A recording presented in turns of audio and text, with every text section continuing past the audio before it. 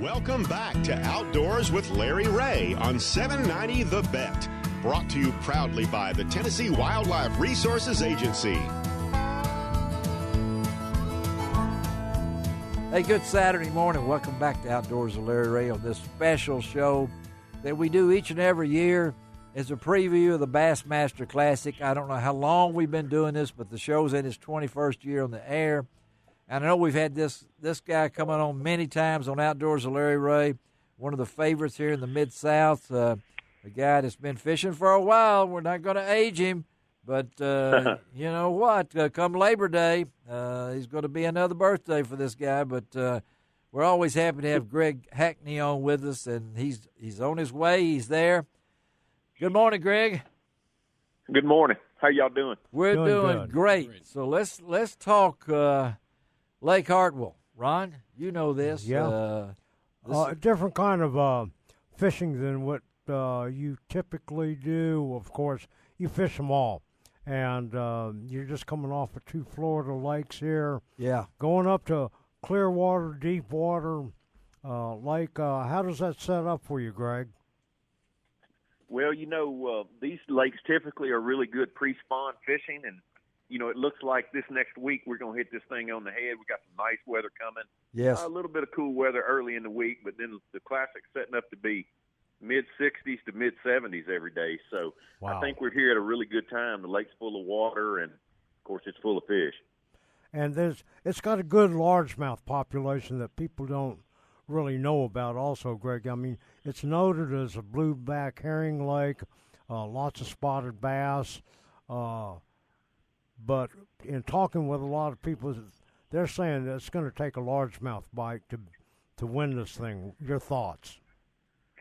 Yeah, it probably has more spotted bass in it than it does largemouth, and it has some good spotted bass, but I definitely see that it will either be dominated. The guy who wins this thing, it'll be dominated by largemouth, or he will at least have a mixed bag. Mm-hmm. I don't think you can win on straight spots, which they have gotten bigger. Now, they are bigger in the lake now than they were, say, in previous Classics when we've been here, but I still think a guy will need that big, 4 to 6 pound largemouth bite every day if he's going to plan on winning. Yeah. Greg, throughout your career now, you're a Strike King, Lose, and Hook Fishing Gear Pro. What does that mean to have those wonderful sponsors and the rest of them that you have? I'll be honest with you. I've been doing this, I don't know how long now, but quite a while. And, without that good support system, with like Strike King and Lose, you can't continue to do this year in, year out. Yeah. It is very important in this business to be aligned with great companies. And I've been very blessed in my career and being associated with such great companies. And I know that, Greg, that you have to have these guys behind you. And I know looking at this, there's a lot of young whippersnappers in this field of over 50 anglers, young guys that are in there. You have that tournament experience. 15 times? I can't remember how many times you've been to the Classic. So I don't know. I think it's more like 16 or 17 times. I can't remember. But you look I've at been that. there several times. You've been several times. Man, it's won more than $2.5 million. Looking at that thing, and I looking at this career. And the ultimate thing that I think this is what you're after, isn't it? I mean, what it is. I'll be honest with you. The Bassmaster Classic is what keeps me competing every year. Yeah, yeah. It's that. It really is. It's that important. It definitely is to me. It's I'm a very goal-oriented person, yes, and it's always been my biggest goal in fishing is to win the Classic, and that's the deal.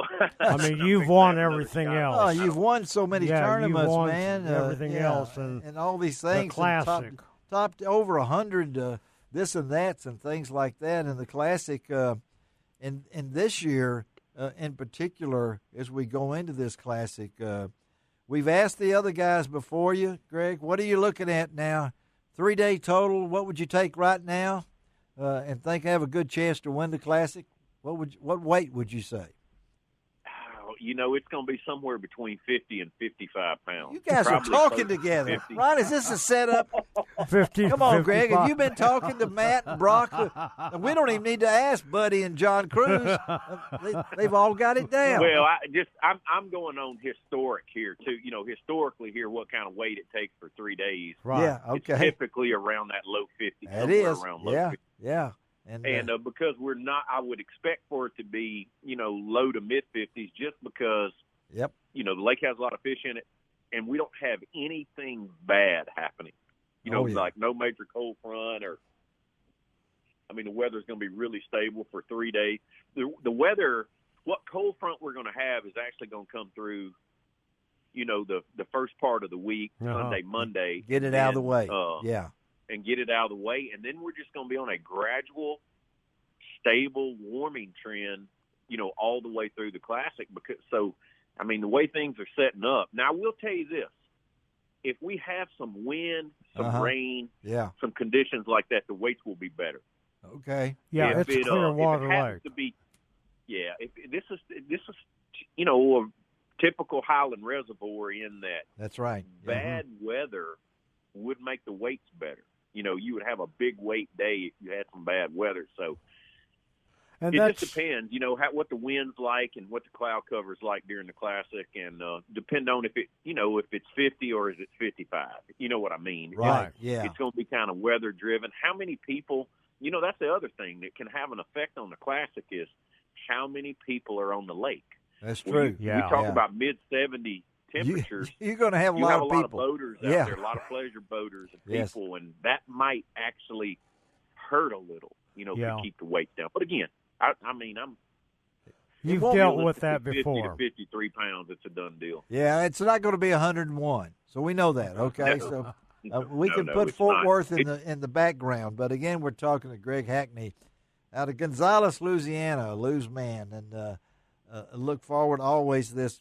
I got to ask you this, Greg. You've been at it a long time. A lot of people. We just talked to Brock a little bit. He's a young guy. This is not an easy thing to do, what you do, and you've been doing it a long time. What do you base, and what's the hardest part when you get into something like this? Because there's a physical side to this, not only the mental. So talk about the physical side of competing in this Classic. Realistically, to continue to do this year in, year out is like mentally you have to live the sport of bass fishing. You do. Yeah. You know what I mean? You just have to eat and sleep at night. This is the deal. About 3 months out of the year, I don't even think about a bass because I'm deer hunting. And there you go. There you go. For me to recharge my batteries. Now Bill Cooksy's up. Yes. So you're ready to deer hunt. So you have to get it out of your mind, but at the same time, your body, you have to take care of your body, buddy. This is not an easy sport, right? Yeah, one of the things that I've had to do over the last few years is I probably didn't take real good care of my body early on, but as I've gotten older, I've had to change my diet, and I do some biking and some hiking and some other things during the off season too, because it is physically, it's mentally draining, but it's also physically draining, and that's the deal. I want to, day 3 of the Classic, I want to be fishing as hard as I was day 1. There you go. Right. And that is very important to compete against these guys, because if you look, the average age of a professional bass fisherman is getting younger and younger. It is. It sure is. Yeah. It used to be the guys that dominated the sport were 45 to 55, but realistically now that age just keeps getting younger. It's like any other sport. It's becoming more of a traditional, these guys, there's so much information. They learn at a younger age. They're so good with their electronics. They're good at picking up new techniques. No, you're exactly right. Tougher and tougher. You're exactly right, because, back in my days, there was no such thing as a college fishing team or a high school fishing team, and you have all of that now, and that prepares all of these, this younger generation, like you're saying, Greg, and also it has to do with learning electronics also, doesn't it? Oh, my. Yeah. Yeah, it is, and our electronics are advancing. It seemed like we would get a major advance in electronics every 5 to 10 years. Well, now it seems like we get a major advance in our electronics every 6 months. Yeah. It does that. For Well, real, I mean, like, I don't know what's next. I'm like, we basically now have a camera that will look in 360 degrees anywhere you want to pan around and look in real time. Amazing. And what's going on under the water. So I'm like, amazing. where does it stop? Yeah. You know what I mean? Like, Yeah. the next thing you'll know, it'll say, well, that's a bluegill, that's a bass. It's going to tell you. Then you're looking at. Then you'll start naming them. Well, hey, Greg, we appreciate you being with us this Saturday morning. Go get them, man. I know you got a lot of fans in the Memphis area here, and it's always good to talk to you. Be safe. Have a great tournament. Try to take care of Ron Wong. If you see him, look out for him. And I'll see you there at the Classic, Greg. All the best and tight lines to you, all right, my buddy. friend. Thank you, Greg. Yeah, man. Well, I appreciate y'all giving me the opportunity to talk to you, and I'm going to try to do you proud. Do us We'll proud. all right. All right. Thank you. Greg Hackney. I'll tell you, he's one of my all-time favorites just because he goes fishing. He goes fishing. And, you see him out there on these tournaments now, and because television is doing so much live stuff now it's on live. these tournaments, yeah. and you watch Greg Hackney, he's not fixated or focused on a screen in front of him. No, he's out fishing. He's out fishing. And I just showed Tori there, and Bill Cooksey, a lot of people don't realize, I showed Tori the latest figures I have on Greg Hackney winnings, $2,594,660 to fish. To fish. I tell you what, Ron showed me you're looking at his bio on the Bassmaster webpage, where I'm looking right now. Yeah. Ron showed me a shot He's won a lot of Greg's money, and I jersey. agree with Ron. He's a lot of fun to watch fish. Yeah. He's a fun to watch. What did you say, Tori? Oh, he showed me a shot of Greg's jersey. I was like, man, he looks to be about my size. Greg, are you a 2X?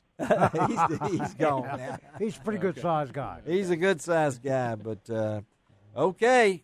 Cooksey, now hang on now, because we're gonna get down to the nitty-gritty here. They've all done 55, 47, 50. 53, 54, and 55. There you go. We'll see it's all there. All right, we're going to be right back. We got Buddy Gross coming up, and won't be long. We're picking the winner on this. We'll be right back on Outdoors Larry Ray.